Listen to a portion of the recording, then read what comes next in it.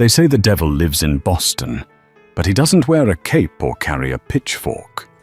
He wears a three-piece suit, and his name is Oralee Vane.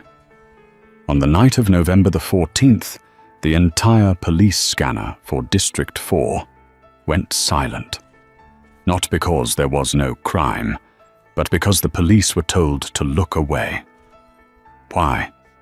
Because a waitress named Clara was found bleeding in an alleyway, and when Oralee Vane saw her face, he didn't call an ambulance. He made a phone call that locked down the entire eastern seaboard. By dawn, every man in the city didn't just fear for his job, he feared for his life. This isn't a fairy tale. This is what happens when you touch the only thing a monster loves. The rain in Boston didn't wash things clean. It just made the grime slicker. Clara Mitchell hated the rain. It meant the wealthy patrons of the Obsidian, the city's most exclusive underground lounge, would track mud across the marble floors she had just polished. It meant her tips would be damp, and her walk to the bus stop at 3 a.m. would be miserable. Clara was 23, invisible and exhausted. She wasn't the type of girl men wrote sonnets about. She was the girl who remembered that Mr. Henderson liked his bourbon neat, and that the terrifying man in booth 4 didn't like to be asked if he wanted a refill. He would simply nod when he was ready. Booth 4. That was Oralee Vane's table. Everyone knew the name Vane. It was stitched into the city's infrastructure like a cancerous thread. Construction shipping waste management, if money moved in Massachusetts, a Vane took a percentage. Oralee was the youngest head of the family in history, taking the throne after his father's unfortunate heart attack 3 years ago. Tonight, the air in the Obsidian felt heavy. It was a Thursday, usually a quiet night, but the VIP section was packed with sons of senators and hedge fund managers trying to play gangster. Clara, the floor manager, a nervous man named Sapphire, hissed, "Table 7 needs a bottle of Dom. Move!" Clara nodded, pushing a stray lock of dark hair behind her ear. Her feet throbbed. She grabbed the tray, navigating through the haze of cigar smoke. Table 7 was occupied by Derek Hollis. Derek was the son of a tech mogul, the kind of boy who thought the world existed to be bought. He was drunk, his tie loose, surrounded by sycophants laughing too hard at his unfunny jokes. "Here you are, gentlemen," Clara said softly, setting the champagne down. Derek looked up. His eyes were glassy and red-rimmed. He didn't look at the bottle. He looked at her. Not at her face, but at the curve of her neck. "You're new," Derek slurred, reaching out. His hand clamped around her wrist. It wasn't a caress. It was a shackle. "I've been here 6 months, sir," Clara said, her voice steady, despite the spike of fear in her chest. "Please let go." "Don't be brinkum," Derek sneered, pulling her an inch closer. The champagne bucket rattled on the tray. "How much to get you to skip the rest of your shift? My friends and I are going to a penthouse in Seaport. Better view than this dungeon." "I'm not for sale, Mr. Hollis." Clara tried to twist her arm free, but his grip tightened. His fingernails dug into her skin, sharp enough to bruise. The music in the club was loud, a heavy bass thumping against the walls, masking the interaction. But Clara felt a sudden drop in temperature. It wasn't the AC. From across the room, in the shadows of booth 4, Oralee Vane stood up. He didn't rush. Oralee never rushed. He moved with the predatory grace of a panther stalking through tall grass. He buttoned his suit jacket, a charcoal grey bespoke piece that cost more than Clara's life earnings. Derek didn't see him coming. He was too busy smirking at Clara's struggle. "Let her go." The voice wasn't loud. It was a low rumble, like distant thunder that promises a storm. Derek froze. He looked up, squinting. When he recognized orally, the color drained from his face so fast, it looked like a magic trick. "Mr. Vane," Derek stammered. We were just joking, right, sweetheart?" He dropped Clara's wrist like it was burning hot. Clara stumbled back, clutching her arm. There were 4 red crescents etched into her pale skin. Orally didn't look at Derek. His eyes, the color of frozen steel, dropped to Clara's wrist. He stared at the marks for a full 5 seconds. The silence that radiated from him was deafening. Even the music seemed to fade into the background. "Go to the back, Clara," Orally said. He didn't look at her face. He was still staring at the injury. "I'm fine, sir," she whispered, terrified of causing a scene. "Go." It wasn't a request. Clara fled. She hurried through the kitchen doors, her heart hammering against her ribs like a trapped bird. She stayed in the break room for 20 minutes, shaking. When Sapphire finally came in, he looked pale. "You can go home," Sapphire said, avoiding her eyes. "But my shift, Mr. Vane paid for your time, and everyone else's. He closed the club early." Clara blinked. He closed the club. "Just go, Clara. Take the back exit." She didn't argue. She changed into her oversized coat, grabbed her purse, and slipped out the heavy steel door into the alleyway. The rain had turned into a deluge. The alley was dark, illuminated only by a flickering yellow security light. Clara pulled her collar up, keeping her head down. She just wanted to get home, feed her cat, and forget the way Orally Vane had looked at her wrist. She didn't hear the footsteps until it was too late. "Thought you could get me embarrassed in front of the king, huh?" The voice was wet and slurred. "Derek." Clara spun around, gasping. Derek was standing there, but he wasn't alone. 2 of his friends were behind him. They looked nervous, but Derek looked unhinged, fueled by humiliation and cocaine. "Mr. Hollis, please," Clara said, backing up until her spine hit the wet brick wall. "I didn't do anything." "You made me look weak," Derek spat. He stepped forward, closing the distance. Orally Vane doesn't give a damn about a waitress. He just likes to swing his dick around. He's gone now, and you owe me an apology." Clara tried to run. She feinted left and tried to sprint past him, but Derek was faster than he looked.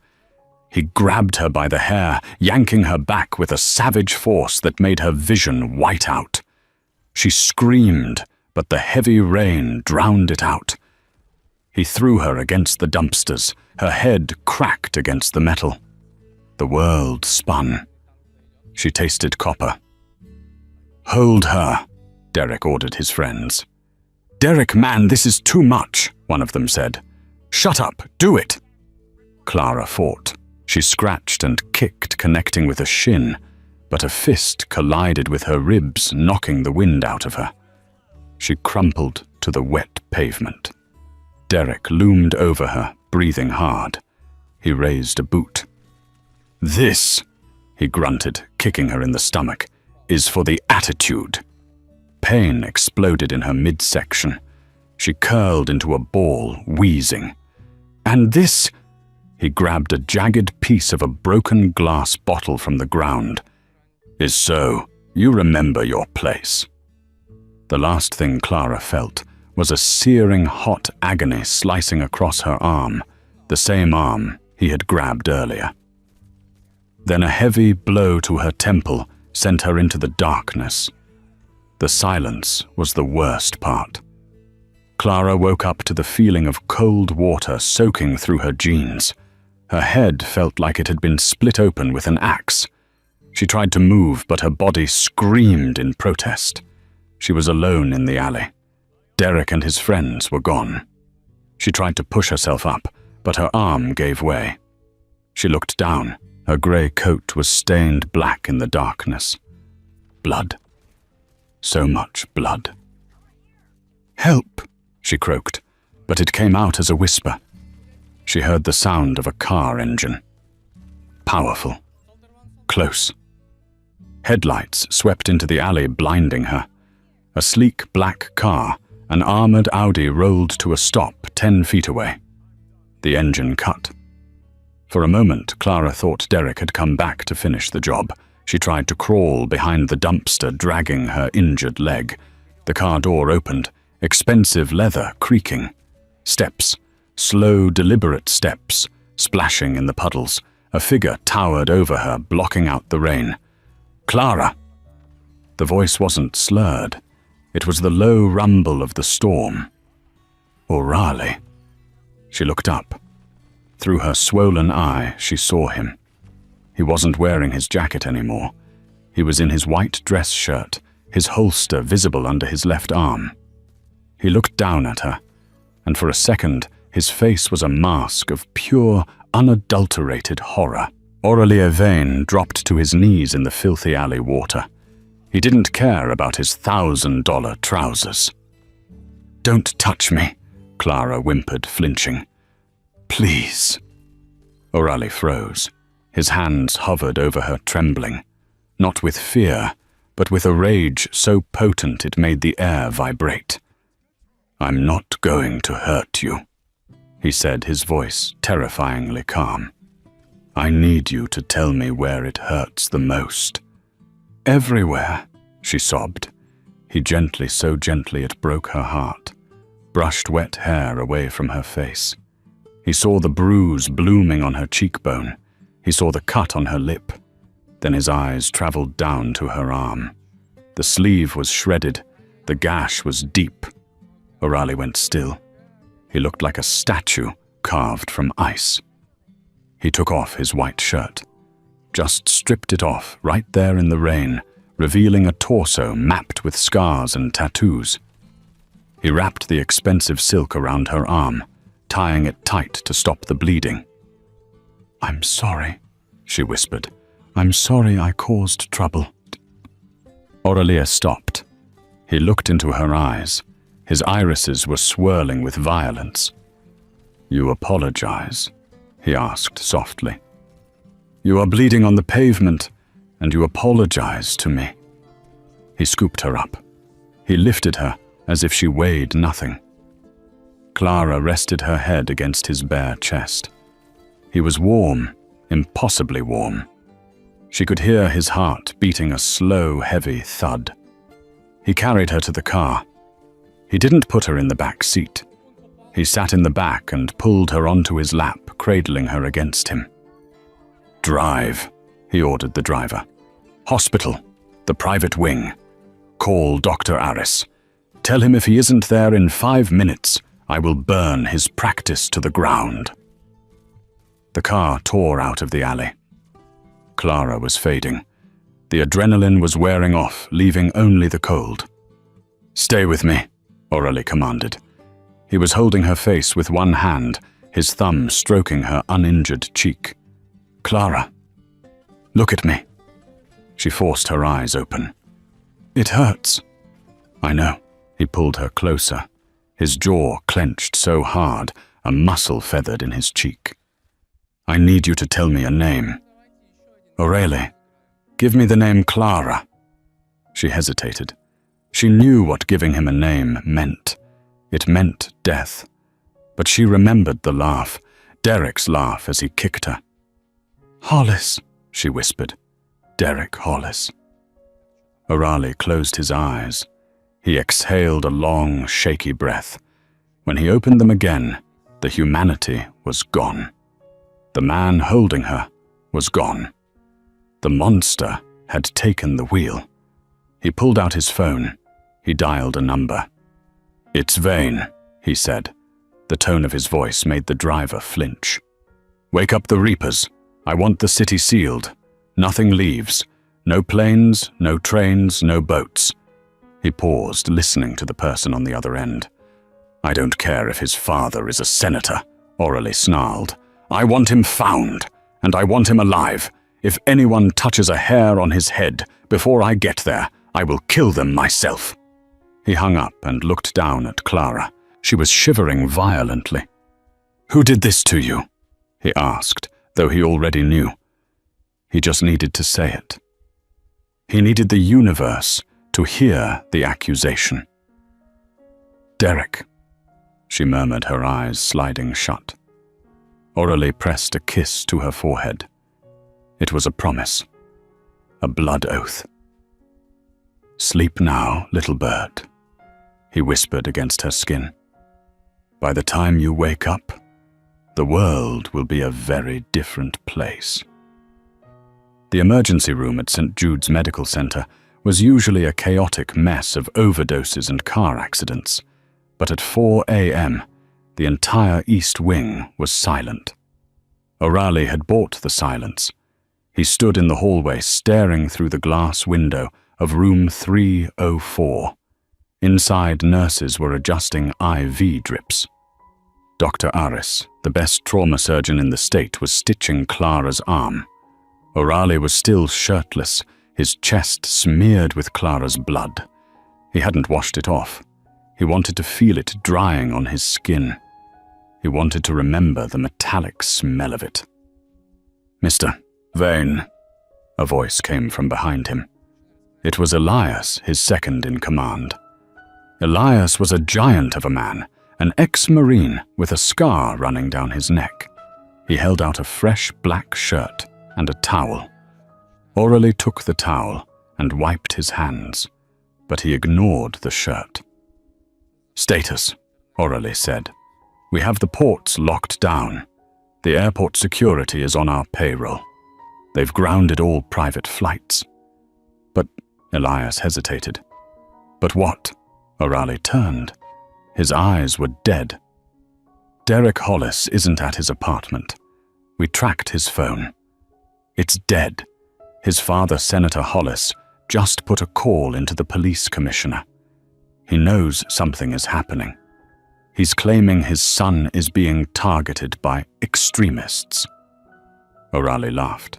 It was a dry, humorless sound. "Extremists? That's a new one. The senator is threatening to bring in the feds orally. If we do this, if we touch the son of a sitting senator, we are inviting a war we might not win." Aurelie walked up to Elias, invading his personal space. "Look through that window, Elias." Elias looked. He saw the small, frail girl in the bed, hooked up to machines. "That girl," Aurelie said, his voice dropping to a whisper, "makes the coffee I drink every morning. She remembers that I hate small talk. She has never asked me for a dime. Tonight, I watched a piece of filth break her because he thought she didn't matter." Aurelie turned back to the window. "If we don't burn the world for the things we love, Elias, then why are we kings? I don't care about the feds. I don't care about the senator. Find the boy." Elias nodded, understanding. "We got a ping on one of Derek's friends, the one who was with him, a kid named Toby. He's trying to buy a bus ticket to Providence." "Bring him to the warehouse," Aurelie said. "I have some questions. And Derek." "Derek is running," Aurelie said. "Rats always run when the lights come on. Put a bounty on him. 5 million. Alive." Elias's eyes widened. 5 million. Every hitman from here to Chicago will be tearing the city apart. "Good," Aurelie said. "Let them fear. By dawn, I want every man in this city to know that if they touch what is mine, there is no hole deep enough to hide in." The warehouse in the South Boston shipyard smelled of rust and old seawater. It was a place where things went to disappear. Aurelie walked in the heels of his Italian shoes, clicking against the concrete. In the center of the vast empty room, a single chair sat under a hanging bulb. Tied to it was Toby, the boy who had been with Derek. He was 19, wearing a varsity jacket, and currently sobbing so hard he was hyperventilating. Elias stood guard, arms crossed. He hasn't stopped crying since we picked him up. O'Reilly approached the chair. He didn't yell. He didn't strike. He simply pulled up a metal crate and sat down directly in front of the boy, crossing his legs. "Toby," O'Reilly said. The boy's head snapped up. "I didn't do it. I swear, Mr. Vane, I didn't touch her." "It was all Derek. I tried to stop him." "I know," O'Reilly said calmly. "If you had touched her, you wouldn't be sitting in a chair. You would be in the harbor." Toby hiccuped, hope flaring in his terrified eyes. "But," O'Reilly continued, his voice dropping an octave, "you watched. You stood there and watched a woman bleed because you were too afraid of a senator's son to do the right thing. Cowardice is a sin, Toby, and tonight I am the priest." O'Reilly leaned forward, resting his elbows on his knees. "Where is he?" I don't know. He ran." O'Reilly sighed. He reached into his pocket and pulled out a lighter. He flicked it open, the flame dancing in the drafty room. "I don't have time for lies, Toby. My patient is bleeding out in a hospital bed across town. Every second you waste is a second I get closer to losing my temper." "He went to the lake house!" Toby screamed, shrinking away from the tiny flame. "His dad's place in the Berkshires. He said his dad has a panic room there." "Please, that's all I know." O'Reilly snapped the lighter shut. He stood up. "The Berkshires," O'Reilly mused. 3 hours away." He turned to Elias. "Get the car and call the boys. We aren't taking a stealth team. We're taking a caravan." Just then, Aurelie's phone buzzed. It was an unknown number. O'Reilly answered. "Speak." "You have made a grave mistake, Mr. Vane." The voice was cultured, smooth, and aged. Senator William Hollis. "Senator," O'Reilly said, walking toward the exit, leaving a sobbing Toby behind. "I was wondering when you'd call. I assume you know your son is a dead man walking." "My son is a troubled boy who made a mistake," the senator said, his voice tightening. "He does not deserve to die for a bar fight. Call off your dogs, O'Reilly. If you step foot on my property in the Berkshires, you won't be dealing with local police. I have Blackwater contractors on site. Federal contacts are on standby. You come for him, and you lose your empire. Is a waitress worth your kingdom?" O'Reilly paused at the warehouse door. He looked out at the rain, which was still falling in sheets. He thought of Clara's hand, how small it looked, wrapped in his bandages. He thought of the way she whispered, "I'm sorry," while bleeding. "You think this is about a waitress, William?" O'Reilly asked softly. "This is about consequence. You raised a wolf who thought he could eat the sheep without fear, but he forgot that the sheep belong to the shepherd." "You are signing your death warrant," the senator threatened.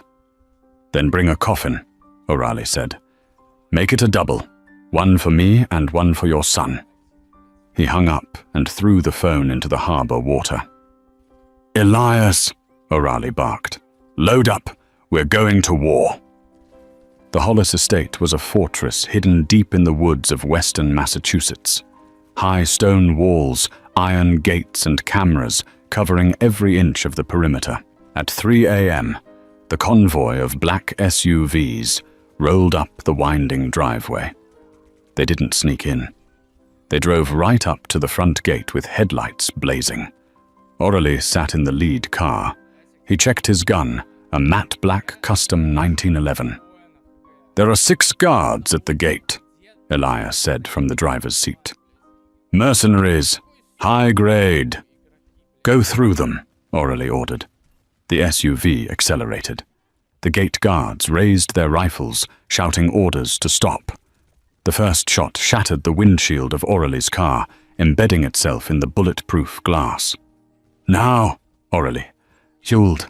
The sunroofs of the 3 SUVs behind them popped open. O'Reilly's men emerged, returning fire with suppressed assault rifles. It was precise, brutal efficiency. The guards at the gate didn't stand a chance against the sheer ferocity of the Vane Syndicate. The gate was rammed open by the lead truck. The convoy roared onto the manicured lawn. Aurelie stepped out of the car before it had even fully stopped moving. The mansion loomed ahead, dark and imposing. "Secure the perimeter," Aurelie shouted to his men. "No one leaves." He walked toward the front door. Gun drawn. Elias and 2 other enforcers flanked him. The front door exploded inward before they could touch it. The mercenaries inside were firing through the wood. Aurelie ducked behind a stone pillar. Bullets chipped away the masonry near his head. "Flashbang!" Elias yelled, tossing a canister through the broken door. Boom!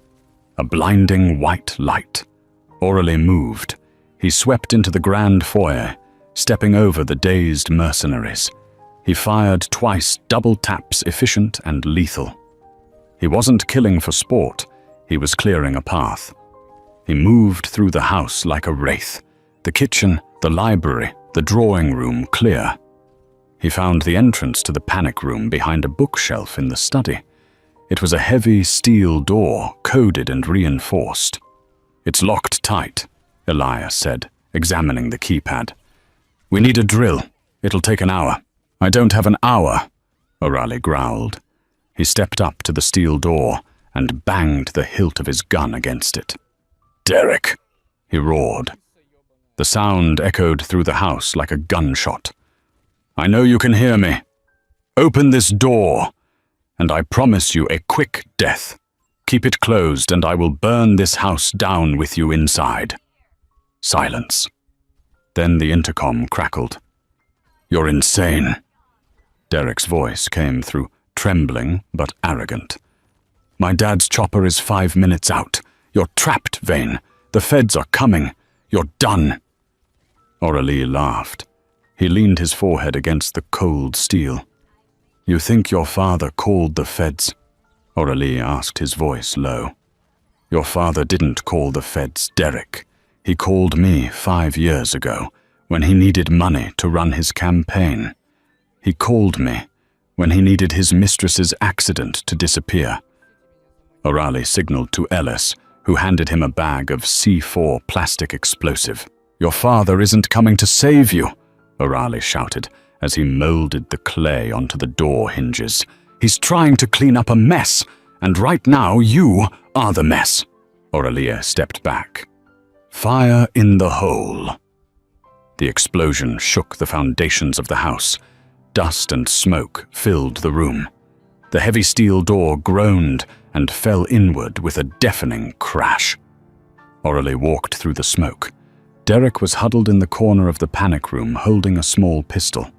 He was shaking so badly he could barely hold it up. "Stay back!" Derek screamed. Aurelie didn't stop. He walked right up to the gun barrel. He reached out, grabbed the slide of the pistol, and wrenched it from Derek's grip, tossing it aside like a toy. Derek scrambled back, pressing himself against the wall. "Please, I have money, I have." Aurelie grabbed him by the throat and slammed him against the wall. "You hurt her." Aurelie hissed, his face inches from Derek's. "Why?" Derek's eyes were wide, weeping. "I didn't mean to. She was just a waitress. Why do you care? She's nobody." "She is everything," Aurelie roared. He raised his fist. "Wait!" Derek shrieked. "Wait! It wasn't just me. I was told to do it." Aurelie froze. His fist hovered in the air. "What? My dad?" Derek sobbed. "My dad told me to go to the Obsidian. He told me to pick a fight. He said he needed a distraction. He said if I caused a scene, you'd be focused on me, and he could move the shipment through the docks tonight." The air left the room. Aurelie slowly lowered his hand. He released Derek's throat, letting the boy slide to the floor. It was a setup. Clara hadn't just been a victim of a drunk boy. She had been collateral damage in a political game. Senator Hollis had used his own son as bait to draw Orali away from the city so he could move illegal cargo through Vane territory without inspection. The rage that filled Orali now was cold. It wasn't the fiery anger of a lover.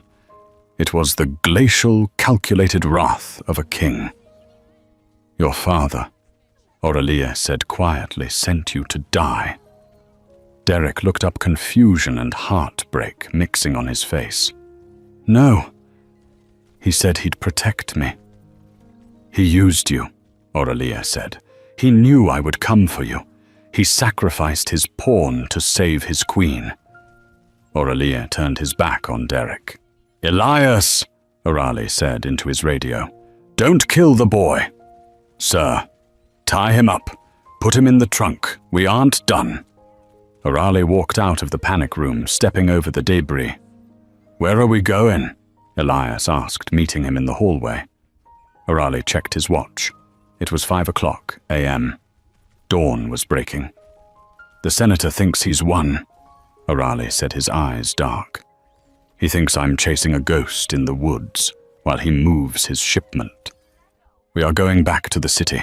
We are going to the docks." He paused, looking back at the shivering boy being dragged out by his men. "And then," Orali added, "I'm going to pay the senator a visit. I'm going to return his son, and I'm going to show him exactly what happens when you break my things." The Boston shipping yards were a graveyard of steel and salt. It was 5:45 a.m. The time of day when the city is greyest, caught between the death of the night and the birth of the morning. A thick, briny fog rolled off the Atlantic, obscuring the rows of rusted shipping containers that stacked high into the sky like jagged teeth. Aurelie Vane stood on the corrugated metal roof of Warehouse 4, the wind whipping his coat around his legs. Beside him, Elias adjusted the scope of a long-range rifle, peering down into the canyon of Dock 4. Below them, the scene was a hive of illicit activity. It wasn't a drug deal. It was something far more desperate. Men in unmarked tactical gear, private military contractors hired by the highest bidder, were frantically moving heavy waterproof crates from the hull of a battered fishing trawler into the back of 3 armored transport trucks. "I see it," Elias murmured, the lens of his scope reflecting the dull morning light. "It's not product, boss. It's bearer bonds, gold bars, cash. Senator Hollis isn't smuggling. He's liquidating. He's cashing out the city's infrastructure fund to bankroll his run for governor." Aurelie stared down, his eyes devoid of any warmth. "He didn't just sell his son," he said, his voice a low rumble that vibrated in his chest. "He sold him for a campaign slogan." Orali checked his watch. "Cut the lights." Elias spoke a single code word into his headset. Instantly, the high-powered floodlights that illuminated Dock 4 sizzled and died. The yard plunged into a chaotic gloom. Down below, shouting erupted. The mercenaries raised their rifles, spinning in circles, blinded by the sudden shift in lighting. "Execute," Orali whispered. From the shadows of the shipping containers, the Vane Syndicate emerged. They didn't scream. They didn't charge like barbarians. They moved with the terrifying, synchronized discipline of a wolf pack. The sound of suppressed gunfire ripped through the humid air. Thwip, thwip, thwip. Orali descended the rusty fire escape, his polished shoes ringing against the metal. He walked straight into the kill zone. He didn't run. He didn't take cover. He moved with a terrifying calm, a predator walking through a herd of prey. A mercenary lunged from behind a forklift, raising a submachine gun. Aurelie didn't even break stride. He raised his custom 1911 and fired twice, one in the knee to drop him, one in the chest to silence him. He stepped over the groaning man as if he were a puddle. The firefight was brutal and short. The senator's men were fighting for a paycheck. Orali's men were fighting because they feared their king more than death. Within 3 minutes, the dock was silent, save for the groans of the wounded and the lap of the ocean against the pier. Orali walked toward the lead armored truck. The engine was revving. The driver was trying to smash through the blockade of vain SUVs. Orali fired a single round into the front tire. The massive vehicle lurched, skidded sideways, and slammed into a stack of pallets. The door flew open. Senator William Hollis tumbled out into the mud. He was wearing a trench coat over his pajamas, clutching a leather briefcase to his chest, like a life preserver. He looked up, his distinguished, silver-haired face smeared with grease and terror. When he saw Orali Vane standing over him, the senator scrambled backward, his heels slipping in the muck. "Orali," the senator gasped, holding up a hand. "Wait. Let's talk. I can make you rich. I have contacts in D, so I can give you the ports. All of them." Orali stared at him. The disgust on his face was absolute. "You think I came here for money, William?" "Everyone wants money," the senator shrieked. "Take half. Take the whole briefcase. Just let me leave." Orali signaled to Elias. "Bring the car." Elias drove Orali's black armored SUV right onto the pier, the tires crunching over the debris. He stopped 10 feet away and popped the trunk. 2 of Oralia's enforcers dragged Derek Hollis out. The boy was a wreck, battered, bruised his varsity jacket, torn his wrists bound with zip ties. He was weeping, broken by the night's events. When Derek saw his father, he stopped struggling. A look of confused relief washed over his swollen face. "Dad," Derek croaked, stumbling forward. "Dad, you came. I told them you'd come." Senator Hollis froze. He looked at his son, then at Orali, then at the briefcase full of millions. The calculation in his eyes was visible. It was cold. It was political. "Derek," the senator stammered, backing away toward the edge of the pier. I'm glad you're safe, but I have to go. You understand, don't you, the campaign? The family legacy." Derek stopped. The relief on his face shattered, replaced by a horror so profound it looked physical. You're leaving me with him." Orali stepped between them. He pulled a knife from his belt and sliced the zip ties on Derek's wrists. "Tell him, William," Orali said, his voice echoing off the metal containers. "Tell your son why he was at the Obsidian last night. I sent him to have a drink." The senator lied, his voice high and shrill.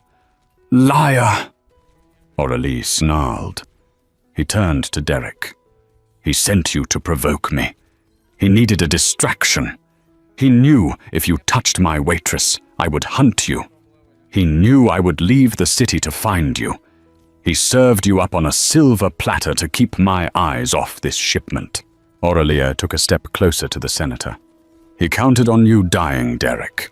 A grieving father polls better than a scandalized one. You were just a sacrificial lamb for the governor's mansion." Derek looked at his father. He looked at the briefcase the senator was still clutching, so tightly enough to turn his knuckles white. "Is that true?" Derek whispered. "Dad, you knew he would come for me." "It's complicated, son," the senator yelled, panic taking over. "You've always been a screw-up. I needed the capital. I did it for us. For the name. For your name," Derek screamed. Orali pulled the gun he had taken from Derek earlier, the small chrome pistol the boy had tried to use in the panic room. He racked the slide, chambering around. He held it out, handle first, to Derek. "He left you to rot in a panic room," Orali said softly to the boy. "He didn't call the police. He didn't call the feds. He was halfway to the Cayman Islands while you were begging for your life." Derek took the gun. His hands were shaking violently. He looked at the man who raised him, the man who had taught him that money solved everything. "No," the senator whispered, raising his hands. "Derek, listen to me. He's a criminal. I'm your father." "You're not a father." Derek spat tears streaming down his face, mixing with the blood. "You're just a politician." Derek raised the gun. O'Reilly turned his back. He didn't need to watch. He began walking toward his car, the sound of his footsteps steady on the pavement. Bang! The shot rang out sharp and final. The seagulls on the nearby pilings scattered, screeching into the grey dawn. O'Reilly didn't flinch. He didn't look back to see the senator's body hit the water, or to see Derek drop to his knees, sobbing into his hands. O'Reilly opened the car door. "Elias," he said, his voice weary. "Call the press. An anonymous tip. Senator Hollis was caught in a crossfire during a drug deal gone wrong involving his estranged son. Ruin the reputation. Bury the legacy." "And the boy?" Elias asked, looking back at the weeping figure on the dock. "He stays," O'Reilly said. "He has to live with what he did. That is a punishment worse than death." He slid into the leather seat, the adrenaline finally leaving his system. The monster receded, and the man returned. The image of the senator's greed faded, replaced by the memory of a girl in a hospital bed. "Take me to St. Jude's," O'Reilly ordered, closing his eyes, "and drive fast." The world didn't come back all at once. It returned in fragments. First there was the smell, not the metallic tang of blood or the sour stench of the wet alleyway, but something clean, sharp, like antiseptic and expensive lilies. Then the sound, the rhythmic, hypnotic beep, beep, beep of a heart monitor, the hum of central air, the distant muffled sound of traffic that felt miles away. Clara Mitchell forced her eyes open. Her eyelids felt heavy, as if weighted down by lead coins. The light in the room was dim, the blinds drawn against the morning sun. She tried to take a deep breath, but her ribs screamed in protest, a sharp, hot lance of pain that made her gasp. "Easy," a voice commanded. "Do not move." It was a voice she knew, a voice that usually sounded like thunder, now reduced to a jagged whisper. Clara turned her head to the left. The movement made the room spin, but when her vision cleared, her heart skipped a beat. Aurelie Vane was sitting in a stiff hospital chair, pulled right up to the edge of her bed. But this wasn't the Aurelie she knew from the Obsidian. The impeccable armored king of Boston was gone. In his place was a man who looked like he had walked through hell and decided to stay there. His tuxedo shirt was unbuttoned at the collar, the expensive white silk stained with dried, rust-colored blood. His jaw was dark with stubble. His hair, usually slicked back with military precision, was falling over his forehead. But it was his eyes that frightened her. They were bloodshot wide and fixed on her face with a terrifying intensity. He looked like a man who hadn't blinked in 48 hours. "Aurelie," she croaked. Her throat felt like sandpaper. He moved instantly. He didn't just stand. He surged forward, grabbing a plastic cup of water with a straw and bringing it to her lips. His hands, she noticed, were trembling. The hands that could dismantle a pistol in seconds were shaking as they held a cup of water. "Drink," he murmured. Slowly. She drank. The cool water was the best thing she had ever tasted. When she pulled away, he set the cup down as if it were made of fragile glass and immediately took her hand in his. His grip was tight, desperate. "You're here," she whispered, looking at the blood on his shirt. "You're hurt." "This isn't mine," he said, his voice flat. He didn't look at his shirt. He couldn't stop looking at her, scanning her face, as if checking for cracks. "I'm fine. You stopped breathing in the ambulance, Clara." The words hung in the air, heavy and cold. Clara blinked, the memory of the alley rushing back. The rain, the boot, the glass. Derek's laugh. "I thought I died," she admitted softly. "You almost did." O'Reilly brought her hand to his face, pressing his lips against her knuckles. He kept them there, his eyes closing. She felt a shudder run through his massive frame. "I tore the city apart, Clara. I broke every rule I ever made, and all I could think about was that I was too late." "Derek," she started, her heart rate spiking on the monitor, "is handled." Aurelie cut in, his tone hardening instantly. He pulled back, his eyes turning to steel. "The threat is gone. It has been erased from the earth." Just then the door to the private suite opened. Elias walked in. The giant enforcer looked tired, but when he saw Clara was awake, he let out a breath he seemed to have been holding since yesterday. He was carrying a tablet. "Boss," Elias said quietly, "the news is breaking." O'Reilly didn't look away from Clara. "Show her." Elias hesitated, then walked to the side of the bed and held up the screen.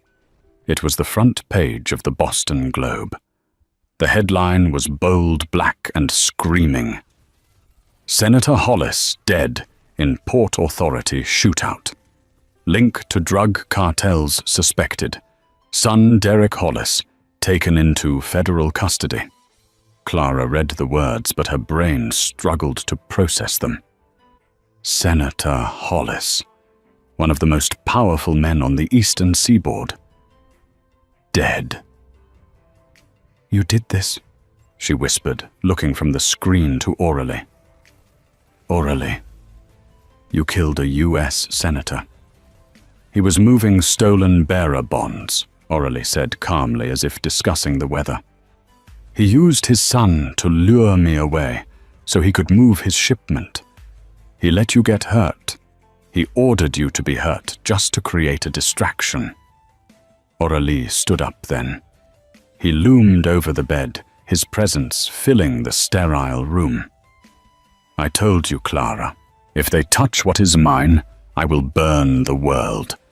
The senator thought his title would protect him. He thought the law applied to me. Aurelia's lip curled.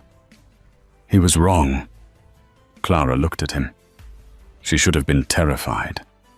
She was looking at a mass murderer, a man who had declared war on the government for the sake of a waitress. But she didn't feel fear. She felt a profound, overwhelming sense of safety. For the first time in her life, she wasn't the invisible girl. She was the reason the city was burning. "And Derek?" she asked. "He is alive," Aurelie said, though the word clearly tasted bitter to him. "He is in federal custody. He will spend the next 30 years in a cell knowing that his father used him as bait. Death would have been a mercy. I didn't feel like being merciful." Clara lay back against the pillows, her mind reeling. "Everyone will know it was you. Everyone who matters knows," Aurelie said. "The police know. The feds know. But they won't touch me. Because the senator was dirty, and I have the evidence to prove it. I did their job for them. By tomorrow, I won't be a suspect. I'll be a concerned citizen who tipped them off." He reached into the pocket of his bloodied trousers and pulled out a set of heavy brass keys. He placed them on the bedside table next to the morphine drip. "What are these?" Clara asked. "I fired Sapphire," O'Reilly said. Clara blinked. "The manager. He let you walk out that back door. He knew Derek was waiting. He was a coward." O'Reilly tapped the keys on the table. "These are the keys to the obsidian and the deed to the building." "O'Reilly," Clara started trying to sit up again, ignoring the pain. "I can't. That's insane. I'm a waitress." "No," O'Reilly said firmly. He leaned down, placing a hand on either side of her head, boxing her in. His face was inches from hers. "You are not a waitress. You are the woman who brought the vain syndicate to its knees without firing a shot. You are the only person in this city who sees me Clara, not the money, not the monster. Me." He brushed a thumb over her bruised cheekbone. "I don't want you serving drinks anymore," he whispered. "I want you to own the place where they are poured. I want you to walk into that room and know that no one can ever make you feel small again. I am giving you a kingdom, little bird. All you have to do is learn to fly." Clara looked at the keys. They were cold and heavy. They represented power. They represented a life she never thought she could have. A life of danger, yes, but a life of respect. She looked up at Aurelie. She saw the question in his eyes. He was offering her a way out or a way in. She could take a payout and disappear to a farm in Vermont. Or she could take the keys. She reached out with her uninjured hand and curled her fingers around the brass. "I don't know the first thing about running a club," she whispered. A slow, wolfish grin spread across Auralie's face, the first genuine smile she had ever seen him wear. "I'll teach you," he promised. "I'll teach you everything." 6 months later. The reopening of the Obsidian was not just a party. It was a coronation. The winter had turned to spring, and the Boston air was crisp and clear. Outside the club, a line of black limousines stretched down the block. Paparazzi were fighting for position, behind the velvet ropes, their flashbulbs popping like strobes in the night. Inside, the transformation was absolute. The basement lounge was no longer a dungeon of smoke and shadows. It had been reborn. The walls were upholstered in deep emerald velvet. The floors were black marble that shone like water, and the lighting was warm, golden, and flattering. On the mezzanine balcony overlooking the sea of dancers, Clara stood watching her empire. She wore a backless gown of liquid silver that clung to her curves like a second skin. Her dark hair was swept up, revealing the long, elegant line of her neck. But she didn't hide the scar. The jagged, pale line that ran down her left forearm was visible for the world to see. Some women would have covered it with long sleeves or makeup. Clara wore it like a diamond. It was the mark of her survival. It was the receipt for the price that had been paid for this life. "They're afraid of you," a voice rumbled in her ear. Auralie stepped up behind her. He slid his arms around her waist, pulling her back against his chest. He felt solid, warm, and immovable. He was wearing a bespoke tuxedo, looking every inch the king of the city. "Let them be afraid," Clara said, her voice steady and cool. She leaned back into him, resting her head on his shoulder. "Fear keeps the glass from breaking." She looked down at the crowd. She saw the new police commissioner raising a glass of scotch. She saw business tycoons who used to snap their fingers at her for a refill now looking up at the balcony with reverence. She saw Sapphire's replacement, a sharp woman named Beatrice, managing the floor with military efficiency. Clara wasn't serving the champagne anymore. She was the one they were toasting. "Do you regret it?" Auralie asked softly, his lips brushing the sensitive spot behind her ear. "The normal life, the quiet." Clara thought about it. She thought about the bus rides in the rain. She thought about the invisibility. Then she looked at the man holding her, the man who had destroyed a dynasty, because she had scraped her knee. "I never had a normal life, Auralie," she said, turning in his arms to face him. She placed her hands on his chest, feeling the steady thud of his heart. I was just waiting for my life to start. O'Reilly stared down at her, his eyes full of a dark, consuming worship. "And has it?" "It has," she whispered. He kissed her then. It wasn't the tentative kiss of a suitor. It was the claiming kiss of a husband, a partner, a lover. It happened in full view of the club. The music seemed to swell the bass, vibrating through the floorboards. Below them, the city of Boston continued to spin. Deals were made in the shadows. Money changed hands and secrets were whispered in the dark. But up on the balcony, the king and queen stood untouchable. Aurélie Vane had been feared for a decade. But as he looked at Clara glowing in the golden light, he knew the truth. He used to be the most dangerous man in the city because he had nothing to lose. Now, he was the most dangerous man in the world because he had everything to lose. And God help anyone who tried to take it from him again. Clara pulled back, breathless, her lipstick slightly smudged. She smiled, a dangerous, beautiful curve of her lips that matched his own. "Come on, Mr. Vane," she said, taking his hand and leading him toward the stairs. "The music is playing, and I think this is our song, and that My Friends is the story of Clara and O'Reilly. It's a reminder that sometimes the monsters in the stories aren't the ones hiding under the bed. They're the ones burning down the castle to save the princess.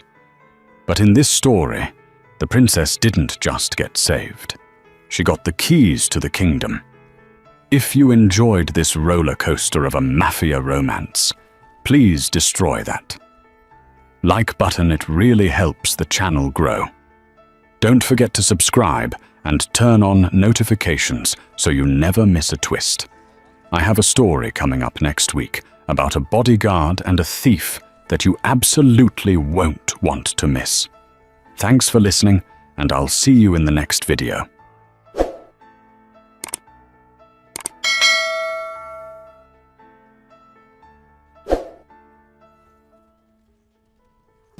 В 13:00 Вы говорите, что смешной фильм. Комедия, мелодрама, фантастика. Отвечайте. Вы клянетесь, что мне будет весело. Что за фильм? «Зависнуть в Палм-Спрингс». Будет весело. Обещайте. Каспирита ставит свою жопу. Так, интересно получается. Интересные девки пляшут.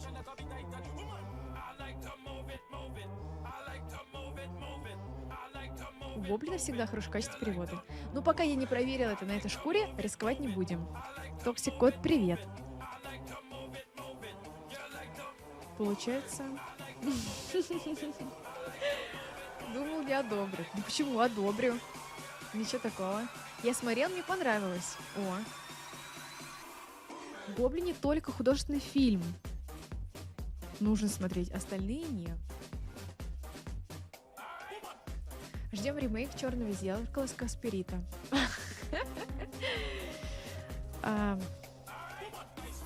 Ой, спасибо большое. Азарт Нью Нокс. Кик. Спасибо большое. На. Спасибо. Юля, на. Спасибо большое. Если что, у меня просто с DonutPay не показывается топ-дей. Вот. Не настраивается. Большой куш в Гоблине только смотреть. Гоблин даже озвучил такой шикарный мульт Шрек. Ну, не знаю, я, может быть, такой, знаете, старой школы, старой закалки. Люблю вот всякие там Кадашу, Софи Ротару и озвучку гоблинская, она получается единым голосом, правильно? Типа там мужик озвучивает. Один мужчина озвучивает всех. Правильно понимаю? Мне такое не нравится. Большой куш. Что-то в автомобиле есть. А ты не писал про большой куш там матное слово. Часто не по тексту озвучивает. Софира Тару как мимо пройти. Да, но Гоблин лучше Софира Тару. Ну, не знаю, я пока в Гоблине не слышал, поэтому мне не с чем сравнить, не буду такими громкими словами кидаться и обижать свою любимую Софию Тару. Это так называется снэч. Ребята, что, кушать будем себе накладывать? Есть 3 минутки положить поесть перед фильмом.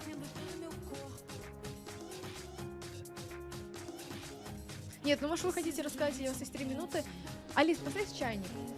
Может вы... Сон вам какой-нибудь страшный снился? Я вообще всю ночь не спала, просто как будто, знаете, вот постоянно... Во-первых, у меня как будто вот какой-то... Во-первых, снизу у меня гавкает собака, сверху у меня какой-то сумасшедший живет чел, который орет, я не знаю, он либо дотер, либо еще, он вот так вот 5 часов... Снизу гавкает собака. И я думаю, ну ладно, эту ночь уже ничем не испортить.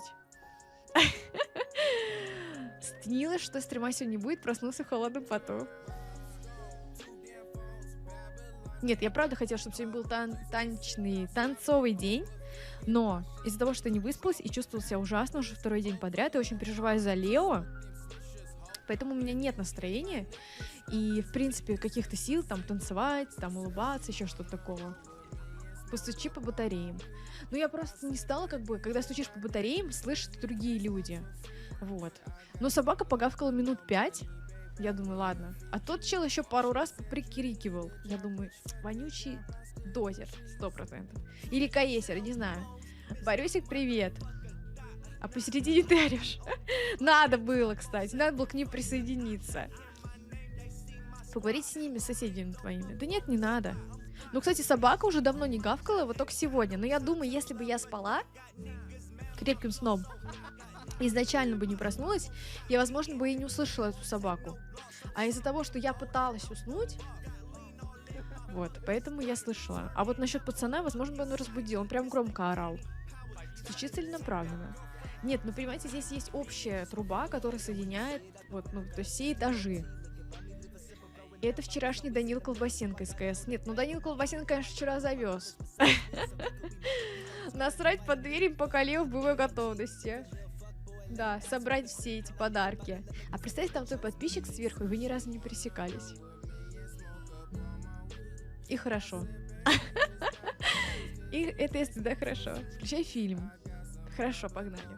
Это который ремонт делали? Ну нет, там получается, понимаете, как бы над моей квартирой проходит комната соседей. Вот так, 2 двери. И это не ремонтники, потому что где ремонтники, там даже, ну, там все как разнесено. Там прям они ремонт делают черновой. А это, получается, с другой чуть стороны. То есть, ну, я его слышу. Привет, короче, может, он все-таки притворялся? Объясните мне вот последний мув трейлера. И это другой чел, он этого не знает. А как они так, получается, разделились? Как они так разделились, что он видит другого чела, который это не знает, а где тот чел, который знает? Он куда делся? Вы мне скажите, пожалуйста. Чего непонятного? Я уже говорю, что мне непонятно. Я не шучу, я не понимаю.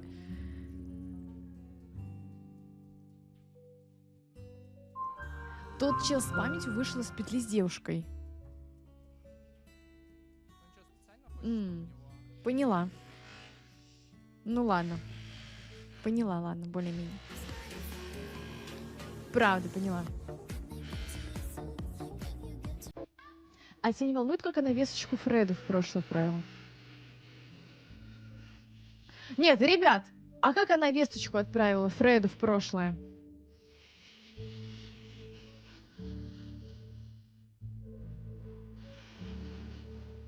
Возня с перфоратом, да. Ставлю 7.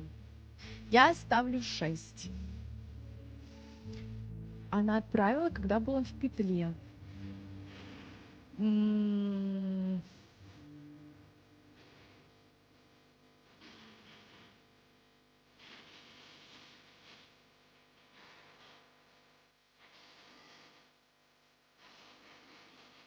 Ну, вообще странно. Странно. Непонятно.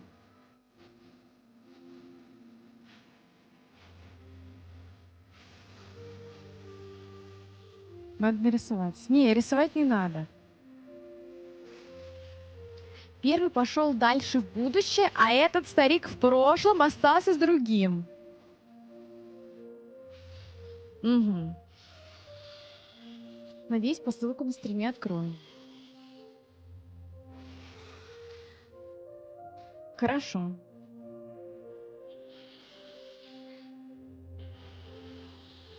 С бабкой.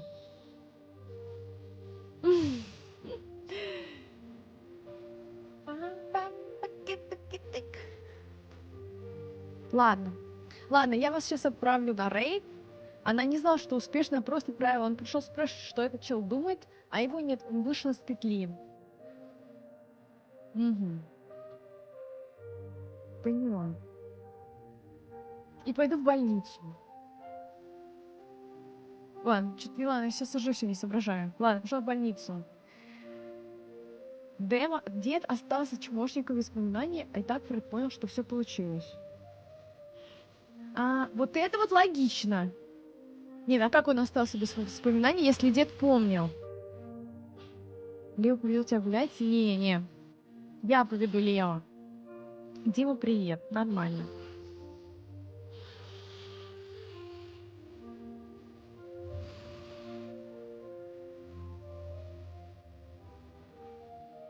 Ладно, ребят, всем спасибо. Подписывайтесь на канал, подписывайтесь на ТГ. Вот. Завтра увидимся с вами.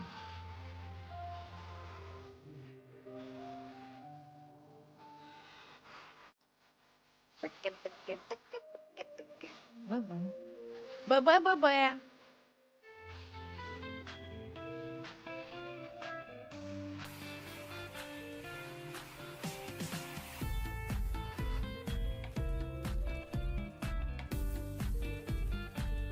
Ничего себе.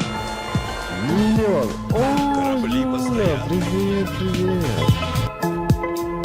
О. Юлечка, привет. Спасибо за рейд. Ничего себе, ребята. Я думал, что вы посмотрели, я видел